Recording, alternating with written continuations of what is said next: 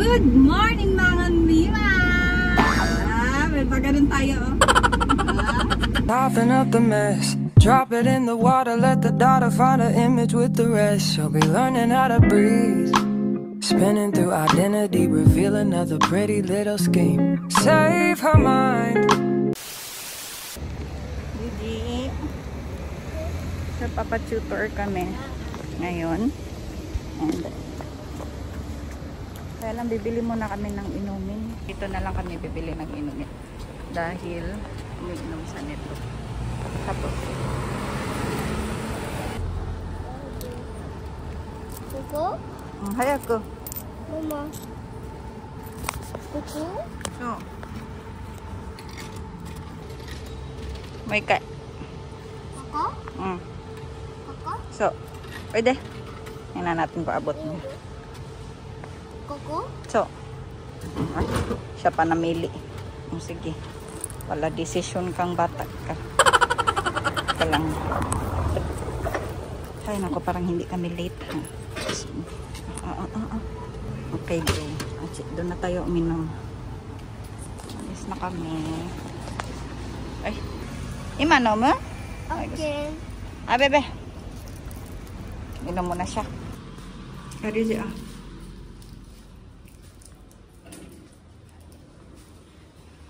Kuko?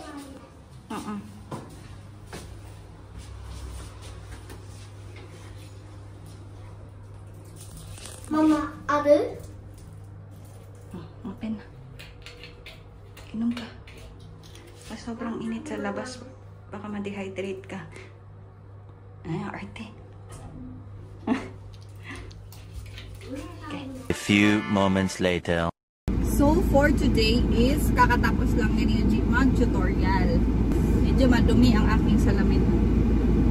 Tapos na siya mag-tutorial. Tapos, si Rico is iniwan ko kay mama dahil kung kaya is magpagupit sana siya ng buhok, no?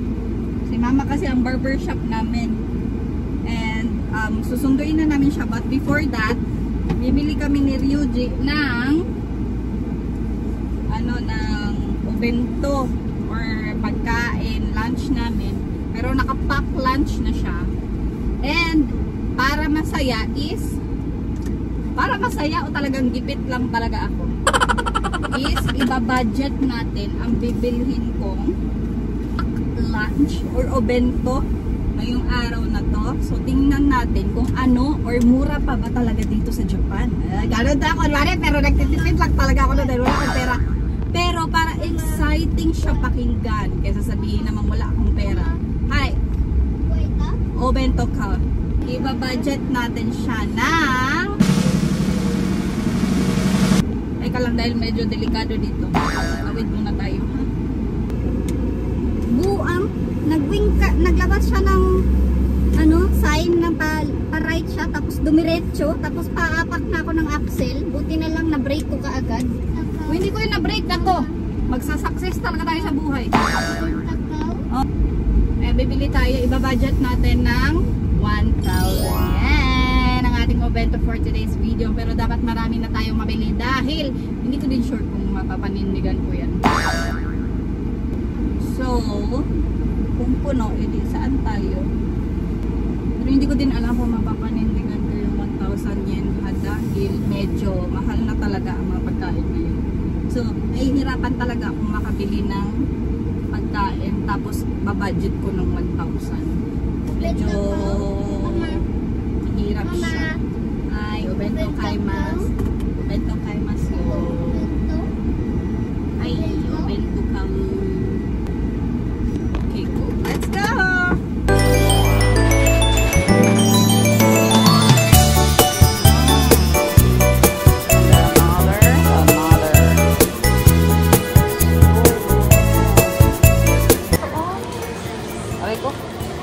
Pero may itlog, pero ang mura lang ito.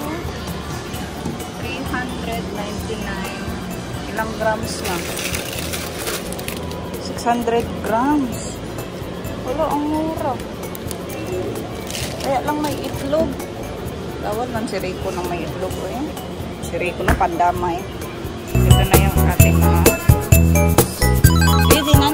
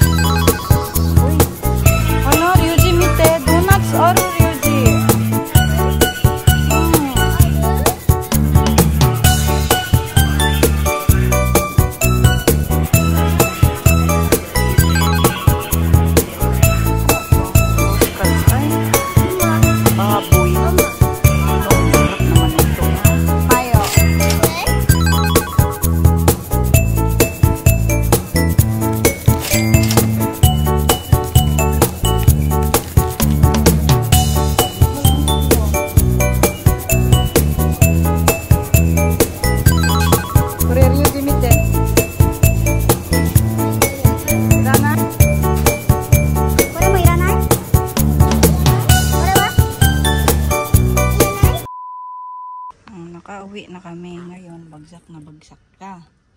Samantalang kanina kina mama, ang ingay mo. Halika na.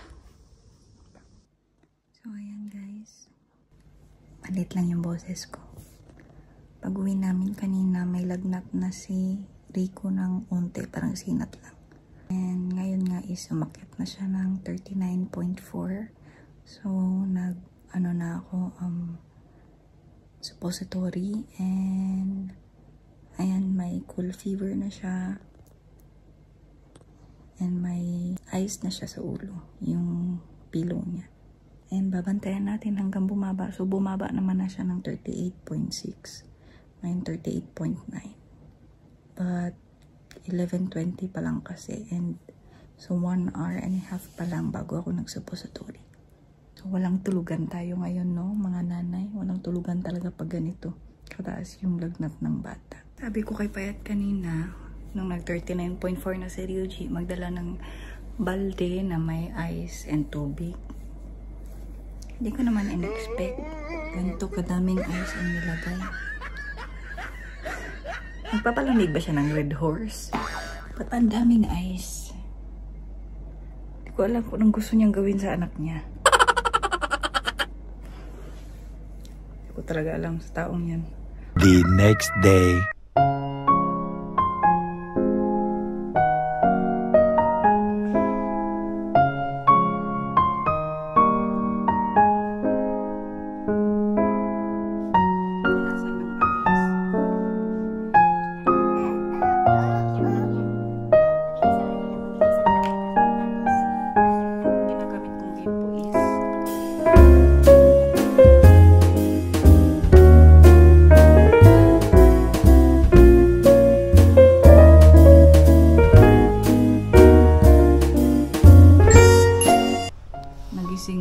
Nagising siya sa pagpupunas ko.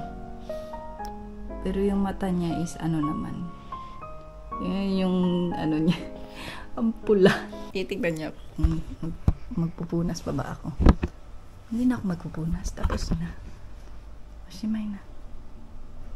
Tapos paborito niya to. Itong karakter na to sa Ampaman. Paborito niya. Tapos nakita niya kahapon. Wala na siyang lakas. Sabi niya, dadandar. Kiat gihapon imong naom kasi naglain na imong lawas. Kiat gihapon. Tapos kanina nabalik na yung ano niya kasi nasa suppository. Ang dami niya ng tulog. Nakakain pa siya ng tinapay, nakadede siya ng isang bote. Bumalik yung lakas niya. Abay, tumakbo ng tumakbo. Grabe yung takbo niya. Pagkadalawang takbo niya, nag-stop siya. Sabi niya, Dis, bakit ang ulo mo? No. Hindi makita ang ulo mo. So, after 3 hours, ganyan ka ulit. After 3 hours, bagsak ulit.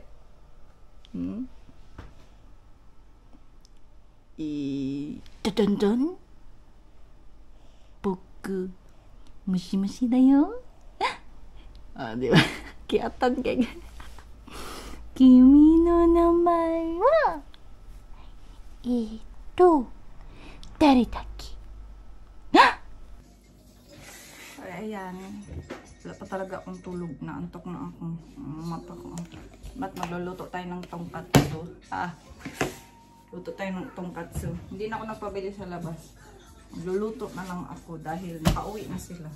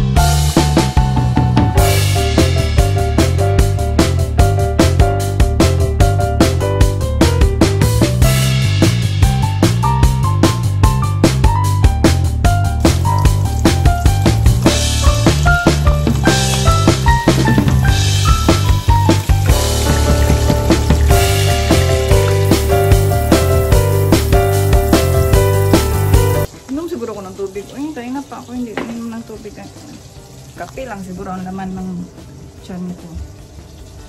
Ba't ako galit? Galit na galit ang mukha ko. Kanina pagtingin ko sa camera. Ay, Maldita! Sino ka dyan? Eldard. Anta? Sure ka na? Luto ako ng tonkatsu na. So, paparesan natin yan ng kare. Napaka-supportive na ngayon ni Payat sa aking pagpa-vlog. Hindi na katulad dati. Although supportive naman talaga siya. Binilhan niya ako ng camera dati.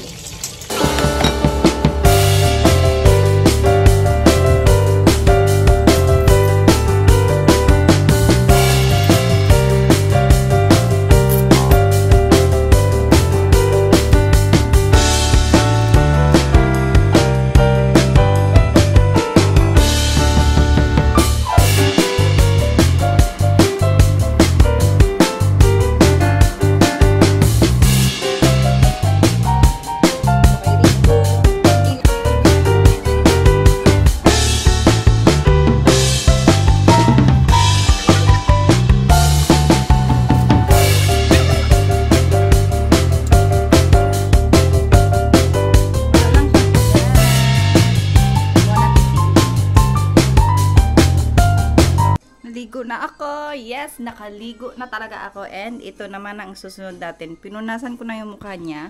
Pero, uulitin ko ng 2 beses. Dahil medyo oily talaga siya, besh. Dahil nga sa pawis. Dahil sa lagnat niya. Kaya, ito, mainit to na tubig. Ay, hindi siya mainit. Parang mainit-init na tubig. And then, bimpo. And then, wala na siyang, ang lagnat niya ngayon is 7.5. So, okay lang na mainit yung tubig. Hindi siya iinit lalo. Mintay ko talaga na mag-ano yung gamot. Tumalab muna yung gamot bago ko siya pinunasan. And hindi siya masyadong, nito, pipiglas kasi masarap sa pakiramdam niya yung tubig.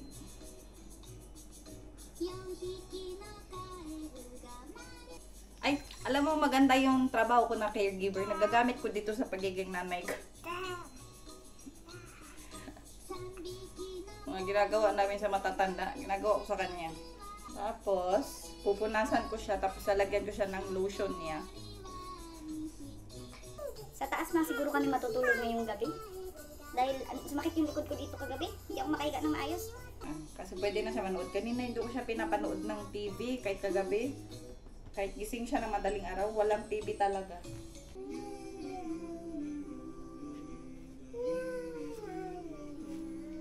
Tapos diaper pa, no? Ay, naku. Ang sarap talaga, no, pag sa Pinas, pag nagkasakit ka. Ang dami mong kapalitan. Hindi naman siguro lahat, no? May mga nanay din naman siguro sa Pinas na talagang mag-isa lang talaga sila. Pero sa amin kasi sa Pilipinas, madami kasi kami na pamilya. Kaya pag nagkakasakit talaga yung mga bata, may kapalitan ka talaga. Hindi ka talaga nag-iisa, besh, sa pamilya namin. Ang dami-dami namin. Fresh na si Zudung! Bumili si Payat ng donuts. Shower stay, Papa. And McDo. Kure, watashi no dake, Mac. Tag-isa pala kayo may ng hamburger. So, rede, bumili si Payat ng obento nila ni Ryuji. Sa kanya tong siumay kay Ryuji. To ang problema, kinidnap ng lola niya si Ryuji. Nagkita sila sa labas pag alis ni Mama. Ngayon dinala na nila yung bata. So magiging lunch namin to bukas. So tingnan natin kung yung binili niya na hamburger. Uy, palubat na ako. So feeling ko akin tong cheeseburger, tapos sa kanya tong hamburger. Hindi double cheeseburger. Pinagdadayet at ako ng asawa ko. Sabi niya, lumalaki na yung tiyan mo. Sabi niya sa akin.